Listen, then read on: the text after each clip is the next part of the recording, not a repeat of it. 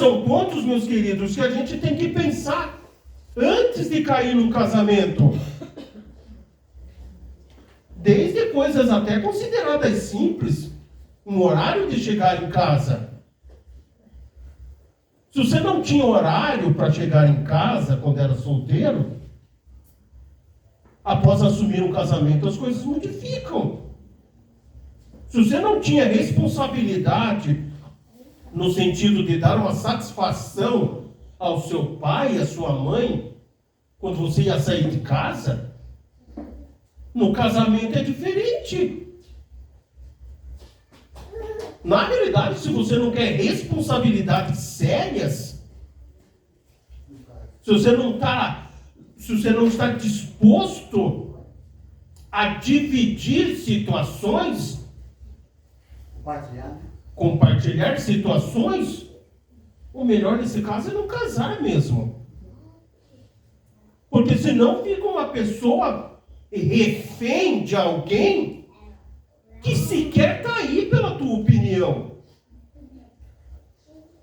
E isso é triste, porque há períodos dentro de um namoro aonde que essa conversação ela se dá e uma das partes se mostra tão submissa, e tão bondosa e tão carinhosa, transformando-se em autoritário após o casamento. E aquela pessoa fica se pensando, e aquela pessoa bondosa que perguntava a respeito da minha opinião, mataram essa pessoa? Chega para mim, é assim, sem sequer saber da minha opinião. E o profeta Amós vai dizer, lá em Amós 3, verso 3, andarão dois juntos, se não estiverem em acordo? Agora, como que vai haver um acordo se sequer a outra parte sabe do teu ponto de vista? Decidir, seja com quem que seja. Você tomou a decisão com teu pai e a tua mãe, sem que teu cônjuge saiba, isso está errado. Decisão com o pai e tua mãe você tomava quando você era solteiro. Casado é com o teu cônjuge. Decisão com os amigos quando você era solteiro. Depois de casado, a prioridade é o teu cônjuge. É a tua mulher, é o teu marido. Caso contrário, até que chega uma parte que se cansa, bom, quer decidir sozinho? Então decide sozinho. Eu estou pegando minhas coisas, vou viver minha vida. Você chega para mim, depois que tudo está decidido, e vai ser assim, vai ser assado. Para que eu sirvo dentro desse lar? Eu sou um peso morto aqui, já que eu não participo das decisões que acontecem nele. Eu estou fazendo o que aqui na realidade? Irmãos, humildade, oração, jejum, conversa entre os dois. O que é melhor para a gente? Nós somos dois agora. O texto diz, serão os dois uma só carne. Serão os dois uma só carne. Um outro ponto. Relacionamento sexual não é uma obrigação. O que eu quero dizer com isso? Vamos ler 1 Coríntios 7.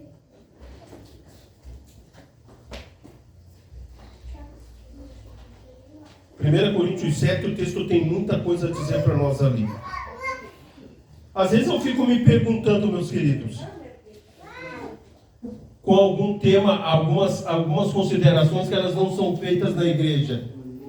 E são temas que são tratados pela palavra. Daí muitos ficam se perguntando, tinha que ver o especialista tal para falar sobre isso. Mas a Bíblia está aqui para fazer o quê?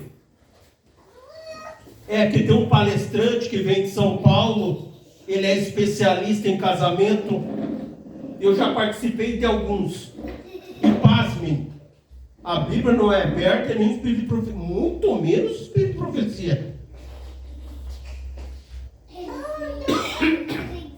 Então são pontos que foram levados até aquele grau de conhecimento, destituídos da palavra. Aonde a gente quer chegar quando a gente diz relacionamento sexual não é obrigação? Não é obrigação no sentido, deve ser comum, é um dever. Casou, não tem por que uma das partes ficar implorando para ter um contato sexual com a sua esposa, com o seu marido. Ou qualquer um dos dois cai num casamento e não sabe que aquilo é um dever. É por isso que eu coloquei, é um dever, não é uma obrigação. É óbvio que tem uma série de coisas a serem envolvidas. O apóstolo Paulo vai responder para nós algumas dessas situações quando ele diz: quanto ao que escrevestes, quanto ao que me escrevestes, diz ele, é bom que o homem não toque em mulher. Mas por causa da impureza, cada um tem a sua própria esposa, e cada um o seu próprio marido.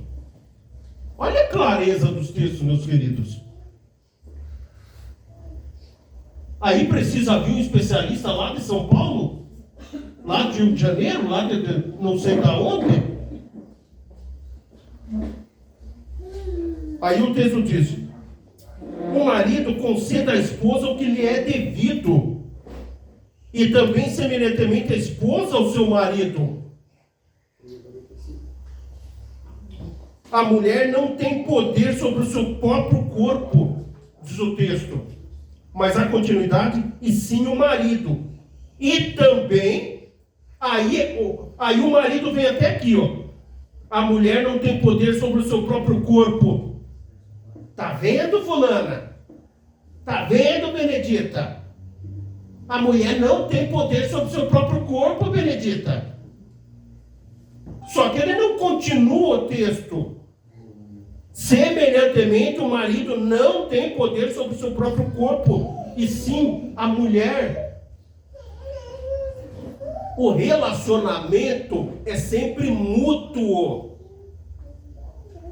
Deve haver diálogo, deve haver conversa. Não é cristão que dentro de um relacionamento saudável não fique desejando a pessoa que está dormindo com ele, pô. Que situação que é essa? Aonde mulher ou o marido fica desejando a mulher ou o esposo sem que os seus desejos sejam supridos. Não vos priveis um do outro. Olha a clareza do texto. Agora eu pergunto, por que isso aqui não é lido na Bíblia, na igreja? Por que isso aqui não é estudado, não é apresentado na igreja? Se tá aqui na Bíblia. Não vos priveis um do outro, salvo talvez por mútuo consentimento. Olha, tudo é decidido entre os dois, até o relacionamento sexual. Se a mulher está dizendo que está tudo... Ô Benedito, o seguinte, Benedito faz o seguinte. A mulher está dizendo que está com dor de cabeça. Ah, não, mas já é o terceiro. Não, está dizendo que está com dor de cabeça. Respeita, homem. Respeita. Você não ama a tua esposa? Então respeita. Teve um dia... Não teve um dia legal... Está realmente com a cabeça explodindo. Agora você vai pensar só em você. O amor verdadeiro não pensa só em si. Agora, claro, tem que pôr um parecer aí, né? Todo dia com dor de cabeça? Tem que pôr uns pingos aí também, né? Não vos priveis um ao outro. Eu estou em 1 Coríntios 7, verso 6. salvo talvez por mútuo consentimento, por algum tempo, para vos dedicardes à oração, e novamente vos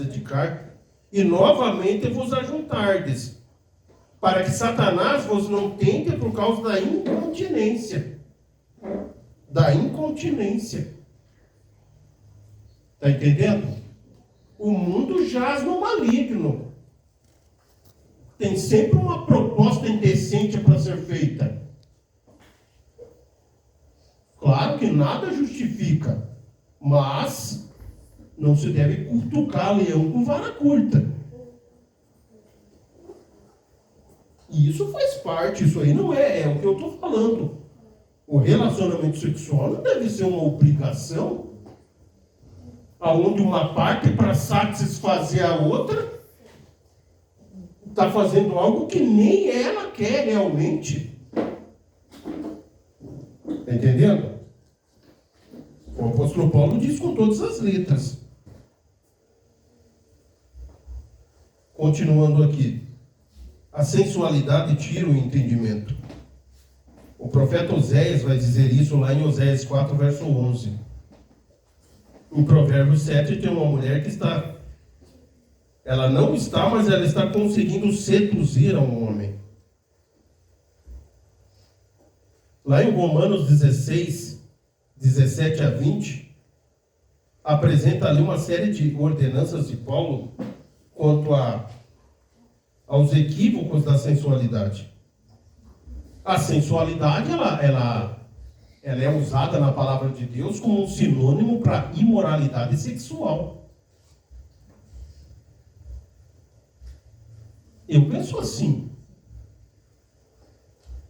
Eu sou casado. Tenho a minha mulher. A aliança não é nada fina ainda.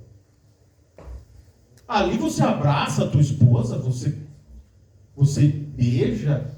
É a tua esposa, é a tua mulher. Peça para Deus te dar desejos pela tua esposa, pelo teu marido. Peça para Deus que o teu lar seja um reduto de salvação. Que outras coisas que atrapalham o lar não tenham guarida dentro do teu lar. Às vezes a gente fala sobre sensualidade e o pensamento é direcionado primeiramente às mulheres. A imoralidade sexual não é algo que é praticado só por mulheres. Aqui nós não estamos falando simplesmente do comprimento de uma saia. A questão ela vai muito além dessas tradições que se estabelecem.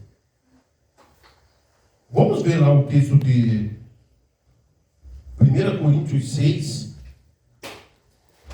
Aproveitando que eu estou aqui em Coríntios, e ele vai dizer lá em Coríntios 6, 17 a 20. Diz assim: ou não sabeis que o homem que se une à prostituta forma um só corpo com ela? Porque, como se diz, serão os dois uma só carne. Mas aquele que se une ao Senhor é um espírito com ele. Fugir da impureza. Qualquer outro pecado que a pessoa cometer é fora do corpo. Mas aquele que pratica a imoralidade peca contra o próprio corpo. Aí vem aquele texto clássico que é normalmente usado quando o assunto é a alimentação. E ele diz assim: acaso não sabeis que o vosso corpo é o santuário do Espírito Santo, que está em vós, o qual tendes da parte de Deus, e que não sois de vós mesmos? Verso 20. Porque fostes comprados por preço. Agora, pois, glorificai a Deus no vosso corpo. Glorificai a Deus no vosso corpo.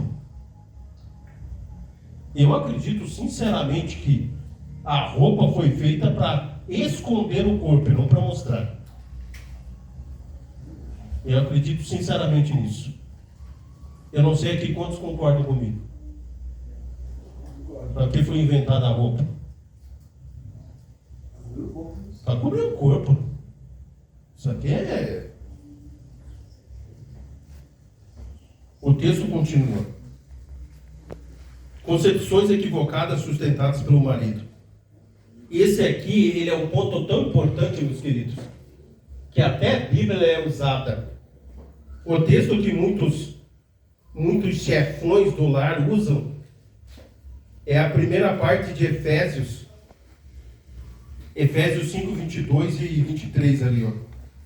As mulheres sejam submissas ao seu próprio marido, como ao Senhor. Porque o marido é o cabeça da mulher, como também Cristo é o cabeça da igreja, sendo este mesmo o Salvador do corpo. Como, porém, a igreja está sujeita a Cristo, assim também as mulheres sejam em tudo submissas ao marido. O subtema nosso aqui é concepções equivocadas sustentadas pelo marido. Aqui a questão, está vendo? É a Bíblia que está dizendo. É a Bíblia que está dizendo para as mulheres serem submissas ao marido. É por isso, meus queridos, que todo texto, necessariamente, ele tem que ter um contexto. O texto, continuando, diz: maridos, amai vossa mulher como Cristo amou a igreja. É sob essas condições que a mulher deve ser submissa ao marido. Se o marido tem como cabeça a Cristo, a mulher não vai perder em nada em ser submissa ao marido. Porque o cabeça do homem, do marido, é Cristo. O marido descrente e infiel, digo infiel nos princípios da palavra de Deus, não deve ser o cabeça de lar nenhum. Aí a esposa tem como cabeça o próprio Cristo. Marido, amai a vossa mulher como Cristo amou a igreja, assim mesmo se entregou por ela. Olha a comparação. O marido, ele não deve só amar a esposa, mas a comparação é que Cristo se entregou pela igreja. O marido também deve se entregar pela sua esposa. Em outras palavras, não medir esforços para fazer com que a sua mulher seja feliz. Tendo um marido desse tipo, é óbvio que ele pode ser o cabeça do lar. O cabeça do lar, não o cabeçudo do lar. Efésios 5, 22, Mateus 19, 10 também, quando Cristo ele está falando sobre o dever tanto do homem como da mulher, as concepções equivocadas que tinham também. Jesus explica por que foi permitido o divórcio, claramente no contexto que nós estamos apresentando aqui. Os discípulos compreenderam a questão e no verso 10 eles soltam essa pérola. Eles dizem assim: disseram-lhe os discípulos, se essa é a condição do homem relativamente à sua mulher, não convém casar. Depois que Jesus explicou a eles por que foi permitido, que não foi sempre assim, que desde o princípio foi estabelecido por Deus o casamento, que ele deveria ser vitalício, ele deveria ser sobre as condições de que o divórcio seria permitido única e exclusivamente sobre a questão do adultério. Aí os discípulos, compreendendo as questões, eles falaram: bom, se as coisas são desse jeito, não convém que o homem case. Aonde eu quero chegar? Quando você compreende as questões realmente, você vai saber por que o marido deve ser o cabeça do lar, por que ele não deve ser, quais são as situações de envolvimento emocional dentro de um casamento, quais são as partes que me cabem, as que não cabem. São todas essas situações. Agora, como que eu chego a essas conclusões? Lendo. Não tem outra maneira, é só ler a palavra. Não existe uma outra maneira. Indo agora aqui para o nosso antepenúltimo subtítulo. Intimidades extraconjugal. Nós temos aqui, meus irmãos, na palavra, 2 exemplos de cidadãos que tomaram atitudes completamente equivocadas. Um tomou a atitude ao lado de Deus, ao lado da verdade, e o outro foi vencido pela sensualidade. Nós temos José de um lado e nós temos Sansão de outro lado. 2 homens que foram escolhidos por Deus, mas que infelizmente Sansão foi vencido pela intimidade. José ele foi tentado de maneira que ele chega a dizer para a esposa de Potifar, lá em Gênesis 39, verso 9: como eu cometeria tão grande pecado, ele não é maior do que eu nesta casa, e nenhuma coisa me vedou. José está dizendo à esposa de Potifar: senão a ti, porque tu és a sua mulher. E o texto continua: como, pois, cometeria eu tamanha maldade e pecaria contra Deus? A questão é, meu querido, que José, ele nunca deu ousadia à esposa de Potifar. Portanto, a intimidade extraconjugal, ela nunca aconteceu. E não tenho medo de errar quando eu digo isso. A intimidade extraconjugal, ela não tem um stop, ela não para, ela só vai à frente. Portanto, se as pessoas envolvidas não forem pessoas que temam ao Senhor, quando recebem um elogio, quando recebem uma proposta, tal hora eu vou estar lá em casa. É muito estranho, né? Não é muito estranho? O José e Maria.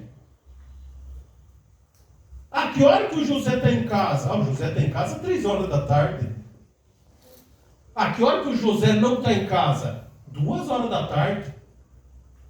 Mas daí o Pedro resolve visitar José só 2 horas da tarde? Mas que visita que é essa? Já não foi falado para ele que 2 horas da tarde o José não está lá?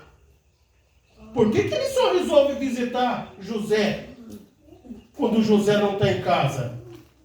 A pergunta é, ele está querendo visitar José mesmo? Não.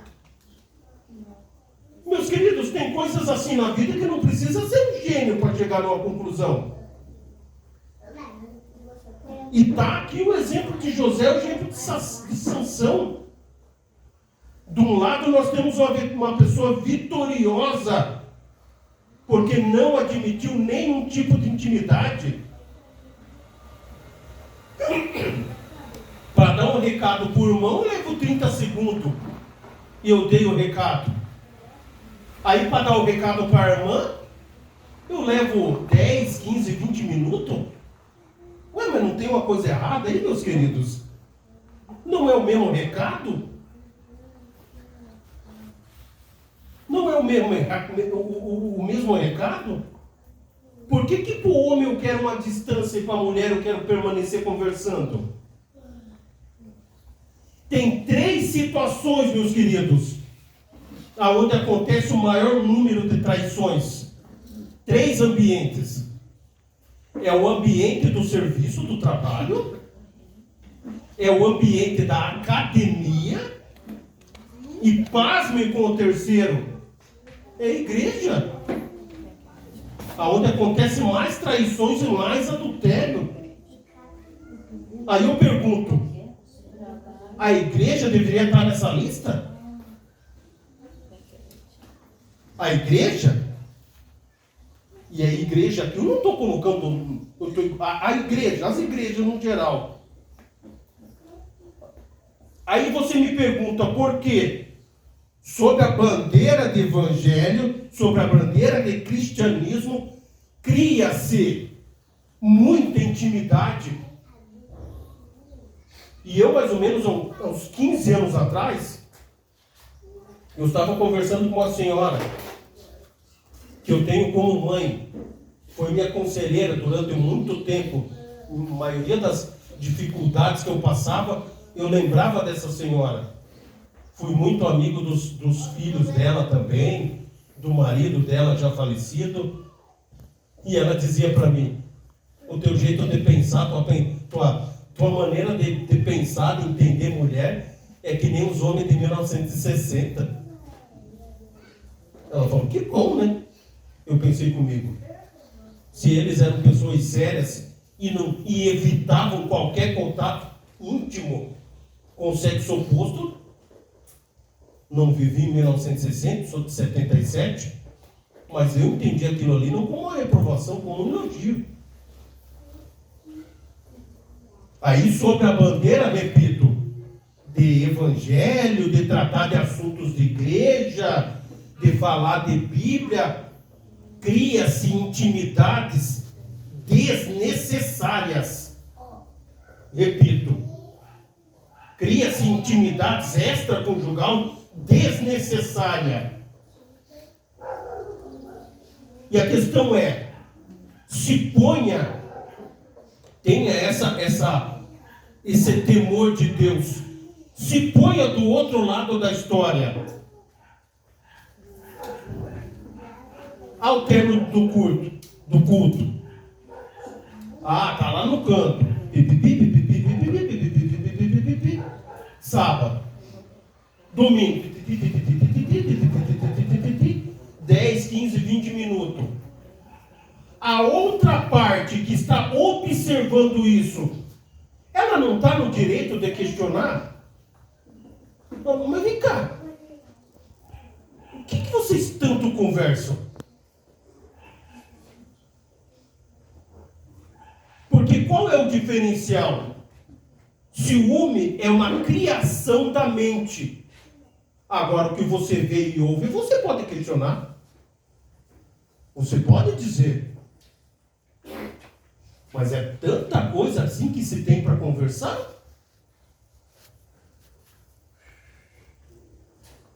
Intimidade extraconjugal deve ser banido das nossas igrejas. Tessalonicenses 5:22. Evitai a aparência do mal. Há um tempo atrás você não dava um estudo bíblico para o sexo oposto. Hoje eu nem sei como que está isso aí. É aconselhado ainda. Não se dá um estudo bíblico para o sexo oposto. Vai dar um estudo bíblico? Vai homem com homem, mulher com mulher. Até para o estudo bíblico, quem dirá outras coisas. O lar como centro de oração. Ainda sobre a questão da intimidade extraconjugal, meus queridos. Tem 2 teminhas que nós vamos terminar já. Tem um texto da serva do Senhor aqui que eu quero apresentar para a igreja. Testemunhos Seletos, volume 2, página 234.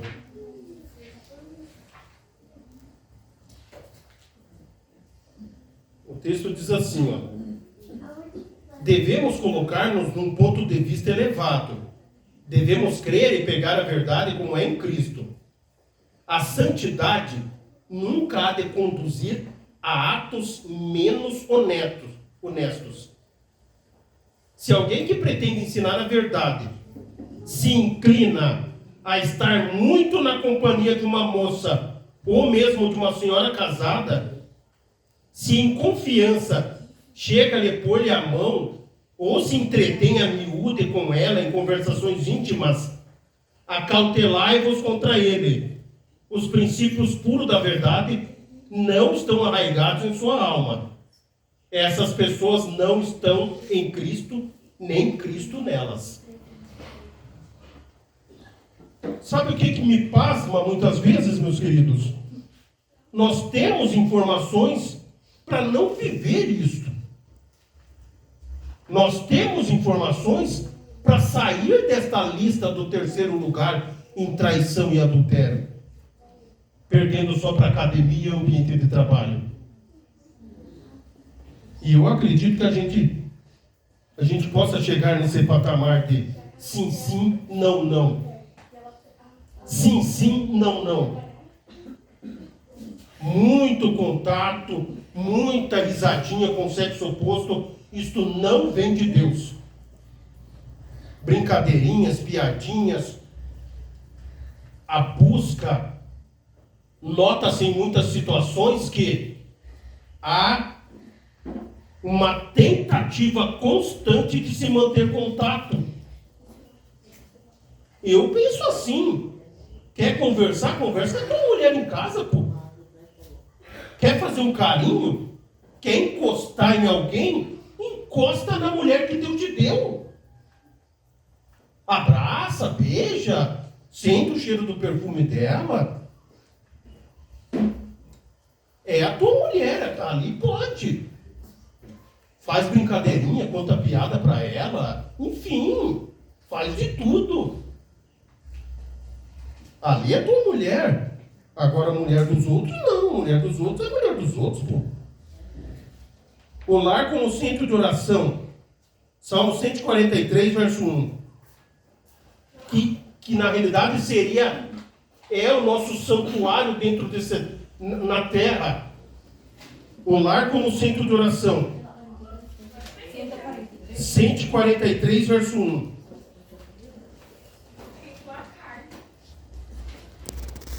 Senhor, a ti clamo, dá-te pressa em me acudir. Inclina os ouvidos à minha voz quando eu te invoco. Isso é o momento que se deve viver nos lares. Senhor, eu a ti clamo.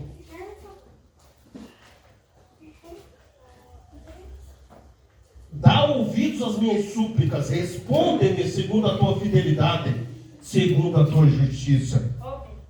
Mais um texto, Malaquias.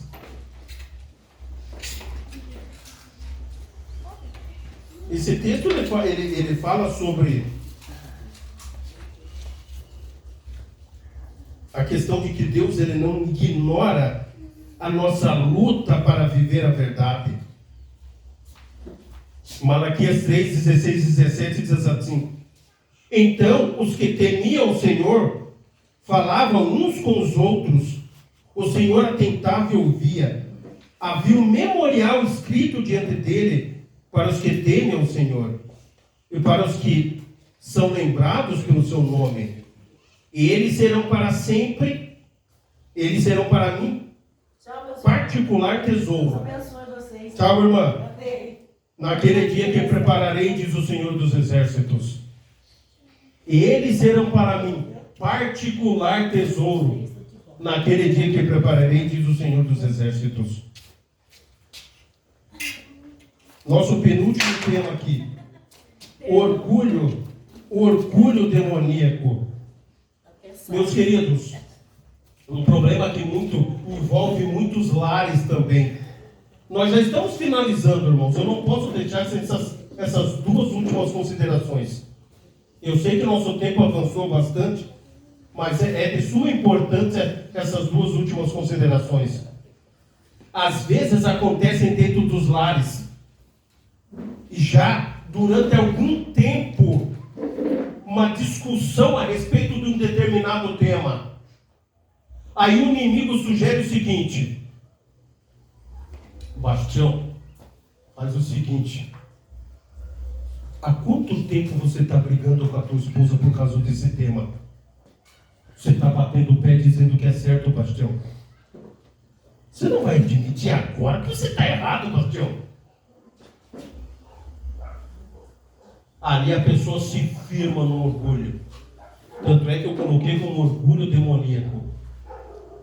E ela não vence. E ela acaba por insistir em uma situação que ela poderia sair-se da seguinte maneira: meu bem, sobre aquela questão, realmente eu estava errado, me perdoa. Me perdoa, eu estava errado, estou admitindo. Do fundo do meu coração. Mas não, o inimigo chega nele e fala: você veio até aqui, você brigou com a tua esposa, você brigou com o teu marido todo esse tempo. Eu não acredito que você vai dizer que estava errado agora. E aí o orgulho sustenta a pessoa no erro. Ela não consegue admitir. E aquele mal que poderia ser resolvido com a admissão de que de fato estava errado, ele permanece, ele perdura, ele continua corroendo a felicidade do lar, pelo simples fato de não pedir um perdão e admitir que estava errado. Que a nossa casa seja um centro de oração e o orgulho seja lançado por terra. Como Cristo amou a igreja, finalizando as nossas considerações. Meus queridos, eu sei que muitas vezes é um tema espinhoso. Eu vou fazer uma confissão aqui para a igreja. Eu normalmente, quando estou assim, normalmente com as minhas irmãs, as mulheres que eu tenho contato para fazer brincadeira.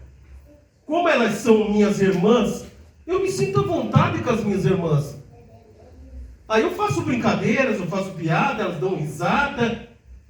E muitas vezes você é tentado, eu de fato sou tentado a fazer isso até aqui pregando. Ah não, vou descontrair, vou contar uma piada, a igreja vai dar risada, vai ficar legal e tal. Aí vem uma voz para mim e diz: Josué, a igreja não é lugar de ficar contando piada. Abra a palavra de Deus, explique o texto bíblico, e isso vai me deixar feliz. Aí eu venço esses pensamentos.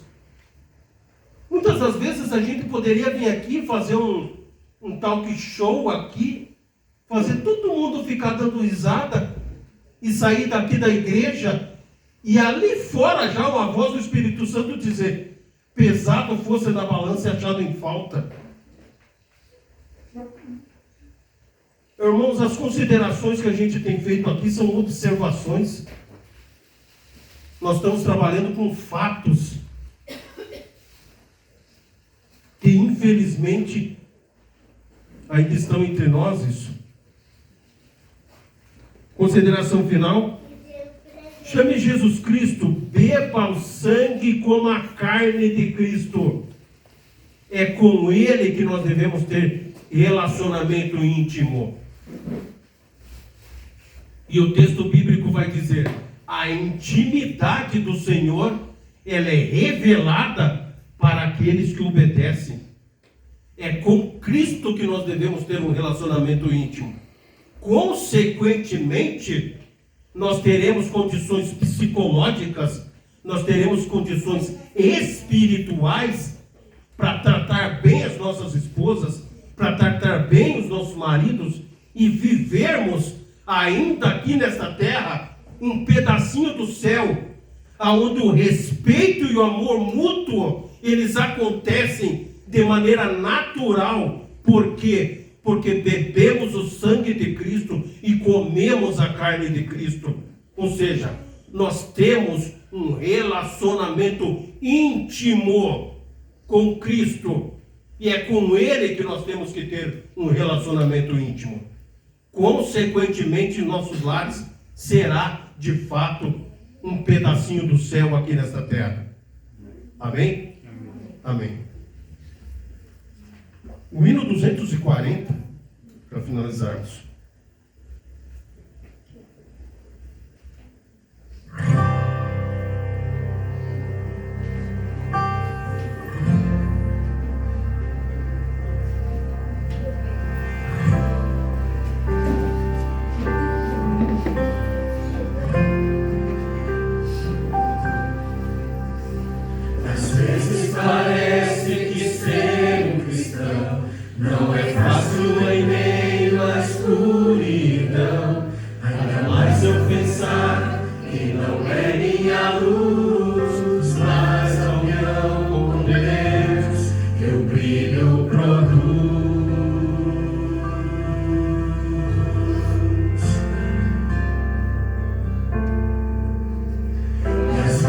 Parece difícil entender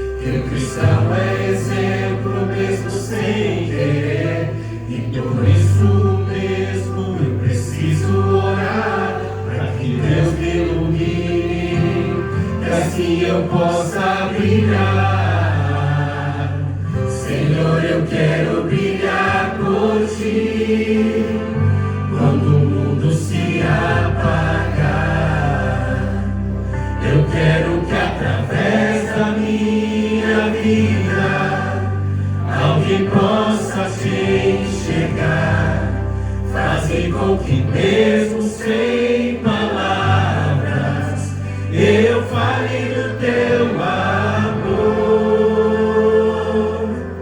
Eu quero brilhar por ti, brilhar onde quer que for.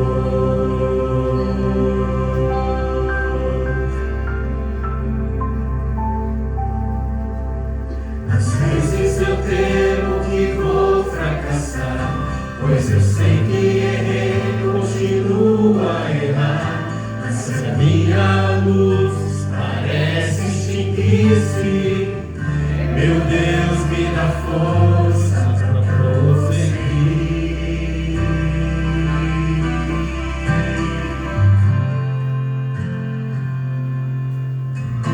Não importa o quanto eu tente me esforçar, eu só posso vencer se Ele me ajudar. E é quando percebo meu esforço é vão, o que devo fazer é segurar sua